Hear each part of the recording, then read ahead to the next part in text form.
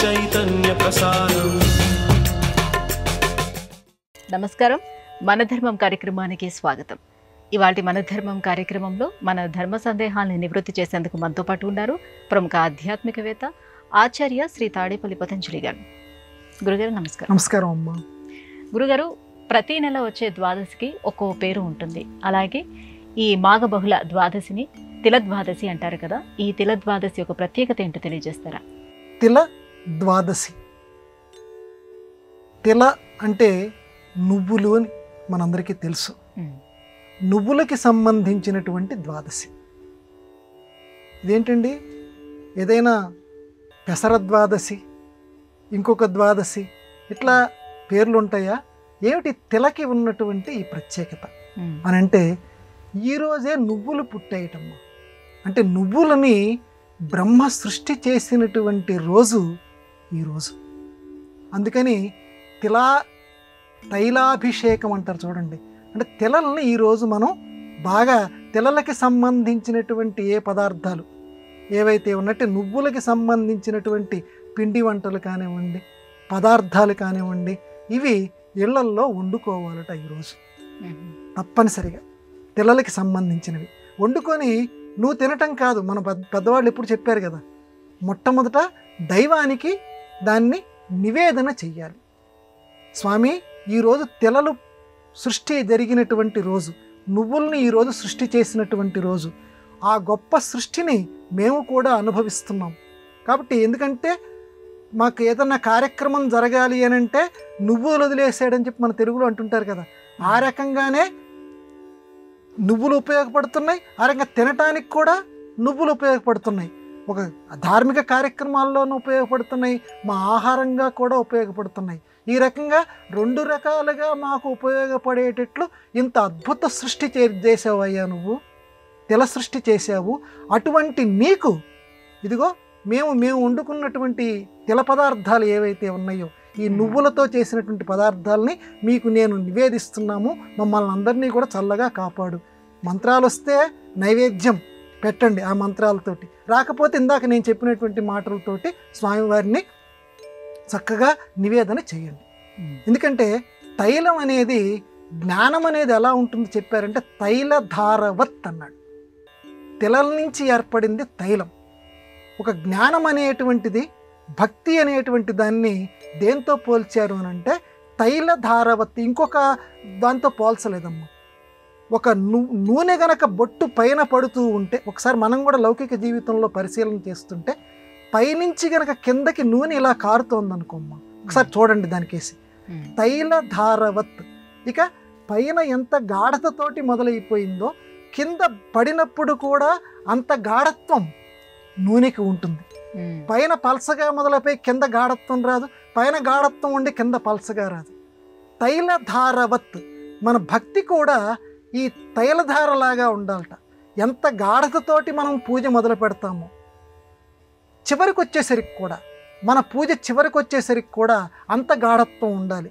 ఇంకా వివరంగా మనం చెప్పాలంటే, మొట్టమొదట మనం స్వామివారి యొక్క పూజ మొదలు పెట్టేటప్పుడు ఒంట్లో కొంచెం శక్తి అధికంగా ఉంటుంది.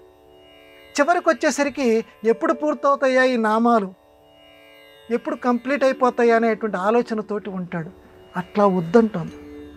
మొదటి నామం మొదలుపెట్టినప్పుడు, లేకపోతే మొదటి పూజా కార్యక్రమం మొదలుపెట్టినప్పుడు ఎంత శక్తితోటి నువ్వు ఉన్నావో, చివరికి నామం దగ్గరికి వచ్చేసరికి, చివరి పూజా కార్యక్రమం దగ్గరికి వచ్చేసరికి కూడా అంత శక్తిని నువ్వు ప్రదర్శించు. తైలధారవత్. అది రెండింటినీ గాఢత చూపిస్తుంది. నువ్వు ఆ రకంగా ఉండటాన్ని చెప్పటానికి ఈ తిల ద్వాదశి మనకు అటువంటి ప్రబోధాన్ని ఇస్తుంది. కాబట్టి తిలలకి ఎంత గొప్ప సంస్కృతమ్మ మనది. మనం తినేటువంటి ఈరోజు కూడా అవి తింటే మంచిది, ధాన్యాలు అని చెప్తున్నారు చూడండి. ఈ ధాన్యాలకి కూడా ఒక తిథిని పెట్టి, అది మన సంస్కృతి గొప్పతనం. దైవానికి తిథులు పెట్టడం ఎక్కడైనా ఉంది, ఒక ధాన్యానికి ఒక తిథిని పెట్టి, అంటే మనం తినేటువంటి ఆహార పదార్థాన్ని గౌరవించుకునేటువంటి గొప్ప సంస్కృతి మంది. ఆ సంస్కృతికి జోహార్. గురుగారు, త్యాగరాజ స్వామి వారి పంచరత్న కీర్తనలో ఒకటి జగదానందకారక జయ జానకి ప్రాణనాయక అని ప్రారంభమవుతుంది కదా. ఈ సంబోధనకి అర్థం ఏంటి? త్యాగరాజస్వామిం వందే. జగదానందకారక తెలుస్తుంది మనకి, లోకానికి మొత్తానికి ఆనందాన్ని కలిగించేవాడా. జయ జానకీ ప్రాణనాయక. జానకీదేవి యొక్క ప్రాణాలకి నాయకుడైనటువంటి వాడు, ప్రాణాలని నడిపించేటువంటి వాడు, జానకికి చాలా ఇష్టం, సీతమ్మ వారికి చాలా ఇష్టమైనటువంటి వాడా నువ్వు జయ, నువ్వు జయింపుము. దేవుణ్ణి ఎప్పుడు కూడా మనకు సేవకులు గనక ప్రభువుని ఏ రకంగా జయ జయ మహారాజ మహారాజ జయం జయము జయము, ఈ జయము పదం వాడుతుంటారు. ఆ జయ పదాన్నే రాముల వారికి ఇక్కడ జయ జానకి ప్రాణనాయక అని త్యాగరాజస్వామి వాడారు. ఇక్కడ ఆ మహానుభావుడి గొప్పతనం, ఆ పదప్రయోగంలో ఉండే గొప్పతనం ఏంటంటే సీతా ప్రాణనాయక అనలేదు, జానకి ప్రాణనాయక అన్నాడు.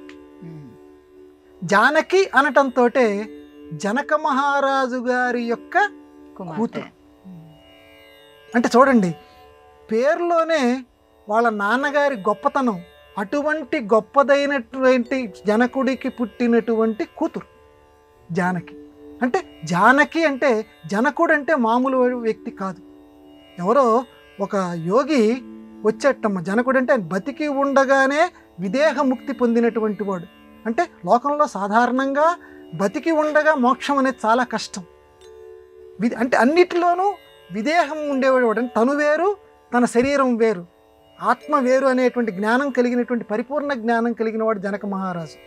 ఒక యోగి పుంగవుడు ఎవరో వచ్చి లోకంలో అందరూ ఈయన్ని గురించి ఇంత గొప్పగా చెప్తున్నారు, ఇది నిజమా కాదా తెలుసుకోవాలని చెప్పి జనక మహారాజు గారి యొక్క ఆస్థానానికి వచ్చి ఎన్నో పరీక్షలకు గురి చేసేట, అవమానకరంగా చేస్తే వాటన్నింటిలోనూ నెగ్గి ఆ యోగి యొక్క కన్నులు తెరిపించినటువంటి వాడు జనక మహారాజు. అలాగే అష్టావక్రుడు అనేటువంటి వాడు జనక మహారాజు గారి యొక్క కొలువులోకి వచ్చాడు. అష్టావక్రుడు అంటే మామూలుటువంటి వాడు కాదు. అష్టావక్రుడు అనేటువంటి వాడు విద్యని నేర్చుకోవటానికి, విద్యని చర్చించటానికి జనక మహారాజు గారి యొక్క కొలువుకి వచ్చాడు. నిజంగా ఆలోచిస్తే మనం భోగ లాలసుల్లాగా కనిపిస్తాడు, అనేక భోగాల్లో తేలుతూ కనిపిస్తాడు. ఆయన పైకి కనిపిస్తూ మంచి బంగారు ఆభరణాలు ధరించి ఉంటాడు, చుట్టూ సేవకులు ఉంటారు. రాజులు అనేటువంటి వాళ్ళు ఎటువంటి సేవలు అందుకుంటూ ఉంటుంటారో అటువంటి సేవలు అందుకుంటూనే కనిపిస్తాడు జనక మహారాజు. కానీ లోపల ఆయన తత్వం ఏంటంటే తాను వేరు తన శరీరం వేరైన తత్వం కలిగిన వాడు. అందుకే ఆయన దగ్గరికి అనేక యోగులు, అష్టావక్రులు లాంటి గొప్పవాళ్ళు అనేక మంది వచ్చి విద్యా చర్చలు చేశారు. మిథిలా నగరం తగలబడిపోతోంది అని ఎవరో వేదవ్యాసుడి దగ్గర విద్యను నేర్చుకునేటువంటి సమయంలో జనక మహారాజు శిష్యులు చాలామంది కూర్చొని ఉంటారు. అప్పుడంటే విదేహ నగరం కాలిపోతోంది కదా, కానీ నేను కాలిపోవటం లేదు కదా అని మాట్లాడతాడు జనకుడు. మిగతా వాళ్ళందరూ బెంబేలు పడిపోతారు. నగరం కాలిపోతోంది కానీ నేను కాలిపోవటం. నేను అంటే ఏంటమ్మా, అక్కడ ఆత్మ, పరమాత్మ, నా లోపల ఉన్న పరమాత్మ ఏమీ కాలిపోవటం లేదు కదా అని ఆత్మజ్ఞానం పుష్కలంగా కలిగిన వాడు, తొనకని బెనకనటువంటి గొప్పవాడు జనకుడు. ఇలా జనకుడు గురించి చాలా విశేషణాలు ఉన్నాయి. మొత్తానికి ఏంటంటే ఆయన చాలా ధీర స్థిర చిత్తుడు. అటువంటి జనక మహారాజు గారి యొక్క కూతురు జానకి. అంటే తండ్రి గారి యొక్క లక్షణాలు మూర్తీభవించుకున్నది. ఆవిడ ప్రాణము యొక్క నయతీతి నాయక, ముందు నడిపించేటువంటి వాడిని నాయకుడు అంటారు. కాబట్టి భర్త అనేటువంటి వాడు ఎప్పుడూ కూడా ముందు నడిపించాలట కుటుంబాన్ని. అందుకే నాయక అంటున్నాడు, ప్రాణ నాయక. కాబట్టి జానకి యొక్క గొప్పతనాన్ని, సీతమ్మ వారి గొప్పతనాన్ని ఆవిష్కరించడానికి త్యాగరాజస్వామి ఇక్కడ సీతా ప్రయోగం చేయకుండా జానకి అన్నారు. కాబట్టి త్యాగరాజస్వామి వందే. భోజనం చేయడానికే కాదు, భోజనం వడ్డించేదానికి కూడా కొన్ని నియమాలు వర్తిస్తాయని మన సంప్రదాయం చెప్తుంది. ఏమిటవి? సంస్కృతంలో ధర్మసింధు, నిర్ణయ సింధు, యాజ్ఞవల్క్య స్మృతి, కలియుగంలో పరాశర స్మృతి, ఇలాంటివన్నీ కూడా మన ఆచార వ్యవహారాలని ఆవిష్కరించేటువంటి గ్రంథాలు సంస్కృతంలో ఉన్నాయి. కానీ మన తెలుగులో కూడా అంత వెలుగులోకి రాలా. ఒక ధర్మశాస్త్రం ఉంది, దాని పేరు విజ్ఞానేశ్వరీయము. దీన్ని రచించినటువంటి వాడు మూలఘటిక కేతన. మూలఘటిక కేతన అనేటువంటి వాడు సంస్కృతంలో ఏవైతే ఉన్నాయో తెలుగులో చక్కగా మన ఇళ్లల్లో ఎటువంటి ధర్మాలని మనం పాటించాలి, ఎటువంటి ఆచారాలని పాటించాలి అనేటువంటి విషయాన్ని ఆ విజ్ఞానేశ్వరీయం అనేటువంటి ఆ ధర్మశాస్త్ర గ్రంథంలో ఆవిష్కరించాడు. అదిగో ఇప్పుడు మీరు చెప్పినటువంటి ప్రశ్న కూడా అందులో ఉన్నటువంటిది. వడ్డన చేస్తూ ఉంటాం. వడ్డన చేస్తూ ఉన్నటువంటి సమయంలో 4-5 వరుసగా ఇలా కూర్చున్నారు. ఆ మొదటి వాడి యొక్క ఆ ఊపిరిలోంచి చిన్న నీటి కణం నోట్లోంచి పొరపాటున ఏదైనా ఆ పాత్ర మీద పడిందనుకో అమ్మ, అది పాత్రకి సమీపంలో పడింది. అప్పుడు ఆ వడ్డన చేసేవారు ఈ గిన్నెలో ఉన్నదాన్ని పక్క వాళ్ళకి వడ్డించాలా వద్దా, అంటే వడ్డన చేసేటప్పుడు ఎటువంటి నియమాలు. ఇది వడ్డన చేసేవారు చాలా జాగ్రత్తగా ఉండాలట. ఈ గిన్నెని ఇలా పట్టుకొని ఉంటారు, గరిటెని ఇలా పట్టుకొని ఉంటారు. ఇలా వడ్డన చేస్తున్నటువంటి సమయంలో ఆ ఎదురుకుండా కూర్చున్నటువంటి వాడి యొక్క నోటిలో నుంచి ఏదైనా జల కణం దాని మీద కనుక పడితే, అంటే లోపల పడకుండా కొంచెం గిన్నెకి పక్కన పడితే ఏమి చేయాలంటే, వెంటనే నువ్వు ఆ వడ్డన చేసేటువంటి వాళ్ళు ఇదివరకటి రోజులు నుయ్యలు ఉండేవి కాబట్టి నుయ్యి అని పదం వాడాడు, బావులు. ఆ బావుల దగ్గరికి వెళ్ళిపోయి స్నానం చేయాలట. వడ్డన ఆపేసేయమన్నాడు. స్నానం చేసి ఆ కేశవ నామాలు మనం చాలాసార్లు చెప్పుకున్నాం, చాలా శక్తిమంతాలైనటువంటి ఉన్నాయి కదమ్మా. ఉత్తిష్టంతు భూత పిశాచ ఏదైతే ఉన్నదో ఆ ఆచమన మంత్రాలు ఇవన్నీ చెప్పి కేశవుణ్ణి ఒక్కసారి తలుచుకొని అప్పుడు మళ్ళీ వచ్చి వడ్డన చేయమన్నాడు. ఇది లోపల గనక పడకుండా ఉంటే పదార్థంలో గనక, అది చేయకుండా మాత్రం నువ్వు వడ్డన చేస్తే బ్రహ్మ రాక్షసత్వం నీకు సంప్రాప్తిస్తుంది వడ్డన చేసేవాళ్ళకి. అందరూ చాలా జాగ్రత్తగా ఉండాలి. ఎవరు చూడొచ్చేళ్లే, ఇప్పుడు మళ్ళీ వెళ్ళి స్నానం చేయాలా, అవన్నీ చదువుకోవాలా, ఇవన్నీ ఎవడు పడతాడులే అని వడ్డన చేయొద్దు అన్నాడు. ఒకవేళ గనక ఆ నోటిని తొప్పరా ఆ గిన్నెలో గనక పడింది అని అనుకుంటే ఆ పదార్థం ఇక వాడద్దు. పక్కన పడితే ఇందాక నేను చెప్పిన కార్యక్రమం చేయాలి. ఈ తుప్పర గనక అందులో పడింది అని అంటే మాత్రం ఎట్టి పరిస్థితుల్లోనూ ఆ పదార్థాన్ని మిగతా వాళ్ళకి వడ్డన చేయకూడదు. అట్లాగే వడ్డన చేసేటప్పుడు చక్కగా ముఖం చిరునవ్వుతోటి ఉండాలన్నాడు విజ్ఞానేశ్వర్యంలో. ఎందుకు వచ్చిన కర్మరా బాబు, ఈ నడుం నొప్పితోటి నేను ఎందుకు వడ్డన చేయాలి, వీళ్ళకి ఎందుకు వచ్చి వీళ్ళకి వడ్డన చేయాల్సి వస్తుంది నేను అనే బాధతోటి ఎప్పుడు వడ్డన చేయొద్దు. అది పెట్టినటువంటి ఫలితం కూడా నీకు రాదు అని విజ్ఞానేశ్వర్యంలో చక్కగా మనకి ప్రవచనం చేశాడు. ఇలాగా వడ్డన చేసేటువంటి వాళ్ళు ఏ ఏ నియమాలు పాటించాలి, వీటన్నింటినీ ఆ కేతన రాసినటువంటి విజ్ఞానేశ్వర్యంలో మనం గ్రహించవచ్చు. గురుగారు, హరివరాసనం విశ్వమోహనం అంటూ అయ్యప్ప స్వామిని కీర్తిస్తాం కదా, ఇందులో హరివరాసనం అంటే ఏమిటి? ఇప్పటికీ కూడా స్వామివారిని ఆ కేరళలో ఉన్నటువంటి అయ్యప్ప మహాదేవుని, అయ్యప్ప అంటే విష్ణువు శివుల యొక్క సంతానం కింద మన పురాణాల్లో కూడా అయ్యప్ప ప్రస్తావన ఉందమ్మా. కొంతమంది లేదంటుంటారు. లలితాంబ పురాణాల్లో కూడా అయ్యప్ప ప్రస్తావన ఉంది. అయ్యప్ప అంటే ఎంతసేపటికి మనం మానవుల యొక్క కళ్ళజోడుతోటి ఆలోచించకూడదు, ఈ కళ్ళజోడు పెట్టుకొని దేవతల యొక్క పుట్టుకలను ఆలోచించకూడదు. ఈ విష్ణుమూర్తి శివుడు వీళ్ళిద్దరి యొక్క తేజస్సు కలిస్తే అయ్యప్ప. తేజస్సు అనే పదం వాడాడు అక్కడ. తేజస్సు అని అంటే విష్ణుమూర్తిలో ఏదైతే స్థితికారకమైనటువంటి తేజస్సు ఉందో, శివుడిలో ఏదైతే లయకారకమైనటువంటి తేజస్సు ఏదైతే ఉందో, ఈ రెండు తేజస్సుల్ని తనలో నింపుకున్నటువంటి వాడు, ఒకే చోట నింపుకున్నటువంటి వాడు ఆయన అయ్యప్ప. ఆయనంత గొప్ప మహానుభావుడు అయ్యప్ప. ఈ అయ్యప్ప స్వామిని పూజ చేస్తూ చిట్ట చివర ఆ శయన సేవలో ఇప్పుడు మీరు చెప్పినటువంటి హరివరాసనం విశ్వమోహనం హరిదధీశ్వరం అని చెప్పి ఈ రకంగా గొప్పగా కీర్తన పాడుతూ ఉంటారు. ఇక్కడ హరివరాసనం, హరివరాసనం అంటే శ్రేష్టమైనటువంటి విష్ణుమూర్తికి ఎటువంటి గొప్పదైనటువంటి ఆసనం ఉందో అటువంటి గొప్పదైనటువంటి ఉన్నతమైనటువంటి ఆసనము కలిగినటువంటి వాడ హరివరాసనం. విశ్వమోహనం, ఈ ప్రపంచం మొత్తాన్ని మోహింపచేసేటువంటి వాడ. హరిదధీశ్వరం, హరిత్ అంటే దిక్కు, అధీశ్వరం దిక్కులకు ప్రభువైనటువంటి వాడు ఎవరైతే అంటే భగవంతుడు. అంటే మొత్తం ఎవరిని ఇప్పుడు దిక్కులేనటువంటి వాళ్ళకి దేవుడే దిక్కు అని చెప్పి మనం ఈరోజు కూడా అనుకుంటూ ఉంటుంటాం కదా. కాబట్టి మా అందరికీ మేమందరం దిక్కులేని వాళ్ళం. నిజానికి దిక్కులేని వాళ్ళు అంటే మనకి దిక్కులు లేకుండా ఎలా ఉంటాయమ్మా? ప్రతివాడికి తూర్పు అనేది ఉంటుంది, పడమర ఉంటుంది, ఉత్తరం దక్షిణం ఇవన్నీ ఉంటాయి, ఈశాన్యం ఇవన్నీ ఉంటాయి. కానీ దిక్కులేని వాళ్ళని ఎవరిని అంటాం మనం? ఒక ఆశ్రయం లేనటువంటి వాళ్ళని మనం దిక్కులేని వాళ్ళం అంటాం. కాబట్టి ఆ దిక్కు అనే పదాన్ని రెండు రకాల అర్థాల్లో మనం వాడతాం. స్వామి, మేమందరం కూడా ఒక దిక్కులేని వాళ్ళం, ఎటువైపు వెళ్ళాలో మాకు తెలియదు, ఎంత కలగాపొలగంగా ఉంది మా జీవితం. హరిత్ అధీశ్వరం, కాబట్టి దిక్కులేనటువంటి మాకు ఒక దిక్కును చూపించు. ఎందుకంటే ఈ దిక్కులన్నింటికి నువ్వు అధీశ్వరుడివి, గొప్ప ప్రభువు. అన్నమయ్య గీతాలు వింటూ తిరుమల వెంకటేశ్వరుడు ఒక మాట అన్నాడట, నేను నీ యొక్క కీర్తనలు విని చక్కగా నేను యవ్వనం తెచ్చుకున్నవాడిని అయ్యాను అన్నట్ట. ప్రాయంపు వాడి నైతి అంటాడు.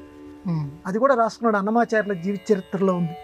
నాయన, అంత గొప్పగా నువ్వు కీర్తనలు పాడావు, నీ కీర్తనలు వింటూ ఉంటే నాకు యవ్వనం మళ్ళా వచ్చినట్టుంది.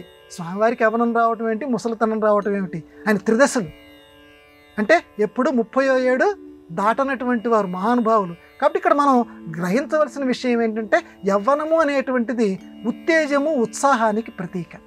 కాబట్టి ఎంత గొప్ప కితాబమ్మ. ఒక మామూలుగా లౌకికంలో ఇచ్చేటువంటి బిరుదులు ఏవైతే ఉన్నాయో ఆ బిరుదుల కంటే గొప్ప బిరుదు కదా దేవుడికి. నాయన, నువ్వు పాడుతుంటే కీర్తన నాకు ఉత్తేజం కలుగుతుంది, నాకు ఉత్సాహం కలుగుతుంది అని దేవుడి చేతనే అనిపించుకున్నట్ట అన్నమయ్య. అంత గొప్ప కీర్తనలు అన్నమయ్యవి. ఆ రకంగానే అయ్యప్ప స్వామి కూడా ఈ జేసుదాసు గారు పాడినటువంటి ఈ మధుర గీతం హరివరాసనం అనేటువంటి గీతం విని ఆయన కూడా అంత ఉత్తేజితుడై చక్కగా, అంటే ఈ ఒక్కొక్క చరణం పాడుతుంటేనమ్మా హరివరాసనంలో ఒక్కొక్క దీపాన్ని కొండెక్కిస్తుంటారట, కానీ చివరి దీపాన్ని మాత్రం కొండెక్కించరు. అదొక నియమం కింద అయ్యప్ప స్వామి గర్భాలయంలో అది చేస్తూ ఉంటారు. చిట్ట చివరి ఈ గీతం పాడితేనే అయ్యప్ప స్వామి నిద్రపోతారు అని ఇప్పటికీ కూడా భక్తులందరూ కూడా పరమ పవిత్రంగా గీతా ఆలాపన ఆ దేవాలయంలో చేస్తూ ఉంటారు. అంత గొప్ప కీర్తనలో పదాన్ని అడిగి మమ్మల్ని కూడా మీరు ఉత్తేజితులను చేశారు. ధన్యవాదాలు. గురుగారు, రేపు మహాశివరాత్రి. ఈ శివరాత్రి రోజున ప్రత్యేకంగా శివ పూజను ఎలా నిర్వహించుకోవాలి? బాగుందమ్మా. శివరాత్రి పూజ జన్మకో శివరాత్రి కాబట్టి సాధారణంగా దేవుళ్ళ పూజలు పగటిపూటను, దేవతల పూజలు రాత్రిపూట జరుగుతుంటాయి. కానీ ఇక్కడ విశేషంగా శివుడు యొక్క పూజ రాత్రిపూట పెట్టారు. 4 యామాలలోనూ శివ పూజ చేయాలన్నారు. వీలు కుదిరితే నీ ఇంట్లో గనక ఇవి ఉంటే, ఇంట్లో భార్య సహకరిస్తే, బిడ్డలు సహకరిస్తే, భర్త సహకరిస్తే ఈ రకంగా పూజ చేసుకొని ఆయన జన్మకో శివరాత్రి ఎట్లా పూజ చేయాలండి? 4 యామాలు. యామము అంటే తెలుగులో జాము అంటారు. తెల్లవారు జాము అంటాం కదా. తెల్లవారు జాము అంటే ఏంటి? తెలుపు, అప్పటిదాకా నల్లగా ఉన్నటువంటి ప్రకృతి మీద తెలుపు రంగు నెమ్మది నెమ్మదిగా, వారు అంటే పారు, ప్రవహిస్తూ ఉంటుంది. అందువల్ల దాన్ని తెల్లవారు జాము అంటారు. అలాగే రాత్రిపూట కూడా, రాత్రి అనే పదానికి అర్థం ఏంటంటే సంస్కృతంలో సుఖాన్ని ఇచ్చేటువంటిది అని రాత్రి అనే పదానికి అర్థం. కాబట్టి రాత్రిపూటే వస్తుంది శివరాత్రి. జీవితంలో అసలైన సుఖాన్ని ఇస్తుంది, లౌకిక సుఖం కాదు, జీవితానికి కావాల్సిన అసలైన సుఖాన్ని ఇస్తుంది. కాబట్టి 4 జాముల్లోనూ శివ పూజ చేయనాయన, మేల్కొని ఉండు. 4 జాములు అంటే ఎప్పుడు స్వామి? 6 నుంచి 9 వరకు మొదటి జాము, 9 నుంచి 12 గంటల వరకు రెండవ జాము, 12 నుంచి 3 గంటల వరకు మూడవ జాము, 3 నుంచి మరలా 6 గంటల వరకు 4వ జాము, తెల్లవారు జాము. ఈ 4 జాముల్లోనూ చతుర్దశి నాడు మొదలుపెట్టి చక్కగా మళ్ళీ అమావాస్యతోటి అంతమవుతుంది అనమాట అండి. అది శివరాత్రి యొక్క గొప్పతనం. పాలు, పెరుగు, నెయ్యి, తేనె వీటితోటి అభిషేకం చేయమన్నాడు 4 జాముల్లోనూ. అంటే మొదటి జాములో పాలతోటి అభిషేకం చేయాలి, ఋగ్వేదాన్ని చదవాలి. మన ప్రాచీనులు ఈ పూజను ఎలా జరపాలో చెప్తున్నానమ్మా, చెప్పినటువంటి పద్ధతి. నాకు ఋగ్వేదం రాదు స్వామి మహానుభావ, ఏదో ఒక మంత్రం ఎవరో దగ్గర నేర్చుకో. ఎన్ని పిచ్చి పిచ్చి పాటలు నువ్వు నేర్చుకుంటున్నావు? ఋగ్వేదానికి సంబంధించి ఒక చిన్న మంత్రం నేర్చుకో, ఒక చిన్న పదం నేర్చుకో. స్వామి నాకు ఋగ్వేదానికి ఇంతే వచ్చని చెప్పి ఆ చిన్న పదాన్ని ఆ 3 గంటల్లోనూ పాడు, పదే పదే వల్లించు, పాలతోటి అభిషేకం చేయి. తర్వాత పెరుగు, రెండవ జాముకు వచ్చేసరికి పెరుగుతోటి స్వామివారిని అభిషేకం చేయి. అక్కడ యజుర్వేదంలో ఉన్నటువంటి ఒక చిన్న పంక్తిని చదువు. మంత్రం వచ్చిందా చదువు, లేదా పెద్దవాళ్ళు ఎవరైనా యజుర్వేదం చదువుకున్న వాళ్ళు చదవమని చెప్పు. అంటే ఇలా చేస్తే జన్మకో శివరాత్రి అంటేనే, చేయకపోయినా స్వామి ఏమండు, కానీ ఇలా చేస్తే నీ జన్మకి పరిపూర్ణత ఏర్పడిపోతుంది. ఎప్పుడో 100 సంవత్సరాలు 1000 సంవత్సరాల క్రితం నీకు లభించే సిద్ధి తొందరగా నీకు లభిస్తుంది. కాబట్టి పెద్దవాళ్ళు చెప్పినటువంటి పూజా క్రమం చెప్తున్నాను. రెండవదేమో చక్కగా నువ్వు ఆ యజుర్వేద మంత్రం చదవాలి, పెరుగుతోటి అభిషేకం చేయి. తర్వాత 3వ జాము 12 నుంచి 3 గంటల వరకు ఉన్నటువంటిది ఈ చక్కగా నేతితోటి అభిషేకం చేయి శివలింగానికి. ఇప్పుడు సామగానం చేయమన్నాడు. ఆ 12 నుంచి 3 గంటల వరకు సామవేదంలోంచి ఒక చిన్న పంక్తో లేకపోతే ఏదో నీకు వచ్చినంత వరకు సామవేదాన్ని మాత్రం స్మరించాలి. తర్వాత ఇక 4వ జాముకు వచ్చేసరికి తేనెతోటి శివలింగానికి అభిషేకం చేయాలట. చేస్తే అక్కడ చదవవలసినటువంటి ఏంది అథర్వణ వేదం. అథర్వణ వేద పంక్తిని చదువుకుంటూ చక్కగా, అంటే వేరే ఆలోచనలు ఏమీ ఉండకూడదు. ఈ రకంగా అభిషేకాలు చేస్తూ వేద పఠనం చేస్తూ నీ జన్మని చరితార్థం చేసుకో. మాకు పాలు లేవు, పెరుగు లేవు, నెయ్యి లేదు, తేనె లేదు, మంత్రాలు రావు, వేదాలు రావు. మంచిది, మన సంస్కృతి చాలా గొప్పది. ఏమీ రాలేదా? పేర్లు తెలుసుకోవయ్యా. నీళ్లు ఉన్నాయి కదా, నీళ్లు లేవు, కొనుక్కుంటున్నా నీళ్లు అనేది ఇప్పటికి లభ్యమవుతోంది కదా నీకు. ఆ నీళ్ళని ఏదో కుంభమేళా కానీ కుంభమేళా స్నానం చేయకపోతే ఇక్కడ కుంభమేళా స్నానం అహం కుంభమేళా స్నానం కరిష్యేం అని చెప్పి ఏ రకంగా మనం అనుకుంటున్నామో ఆ నీళ్లనే మొదటి జాములో పాలనుకో. ఏమనుకోడే బాలాశంకరుడు పాపం భావగ్రాహి. అరే వీడు చక్కగా పాలు అనుకొని చక్కగా నీళ్లు చేస్తున్నాడు, పాలుగా స్వీకరిస్తాడు ఆయన. ఆ నీళ్లనే 4 జాముల్లోనూ నేను ఏవైతే చెప్పానో ఆ రకంగా భావించుకో. నాకు వేదం రాదు స్వామి, నాకు వేదం రాదు, శివ అనే 2 అక్షరాలు నాకు వచ్చు, శివ అనుకో. ఇదే ఋగ్వేదం, శివ ఇదే సామవేదం, ఇదే అథర్వణ వేదం అని ఈ రకంగా భావించుకొని పూజ చేయి. మొట్టమొదట పూజా సేవాయాం. పూజ అనే పదానికి అర్థం ఏంటంటే సేవ. సేవా దృక్పథం కలిగి ఉండు. ఉపకరణాలు, మనస్సు అనేది ఉంది కదా నీకు, మనస్సు లేని పేదవి కాదు కదా నువ్వు. భక్తి అనేటువంటి మనస్సు నీ దగ్గర ఉంది కాబట్టి ఈ రకంగా పూజ చేయి. కాబట్టి ఉన్నటువంటి వాళ్ళు మాత్రం తప్పనిసరిగా ఈ రకంగా చేయాలి. లేనటువంటి వాళ్ళకి నేను చెప్పినటువంటి 2వ పరిష్కారం. ఈ రకంగా అందరూ కూడా చక్కగా వీలైనంత వరకు యథాశక్తిగా శివ పూజ చేసి ఆ శివ భగవాను యొక్క కరుణా కటాక్షాలకి నోచుకుందరుగాక. గురుగారు, ఇవాల్టి మన ధర్మం కార్యక్రమంలో మాకు వచ్చినటువంటి ఈ ధర్మ సందేహాలన్నీ కూడా నివృత్తి చేసినందుకు ధన్యవాదాలు గురుగారు. నమస్కారం అమ్మా. ఇది ఇవాల్టి మన ధర్మం కార్యక్రమం. రేపటి మన ధర్మం కార్యక్రమంలో మళ్ళీ కలుసుకుందాం. నమస్కారం. ఈ కార్యక్రమాన్ని తిరిగి చూడాలనుకుంటే www.youtube.com/@ETV Life Spiritual లో చూడవచ్చు.